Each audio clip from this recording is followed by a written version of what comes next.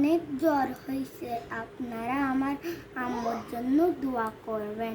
আমার আম্মু থেকে 102 হয়েছে। আমার আম্মু খুব জ্বর, আপনারা প্লিজ আমার আম্মুর জন্য দোয়া করবেন।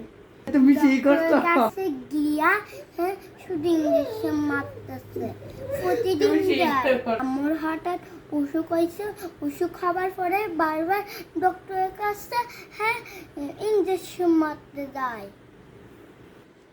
সবাই প্লিজ আমার আম্মুর জন্য দোয়া করবেন, তাড়াতাড়ি সুস্থ হবার জন্য।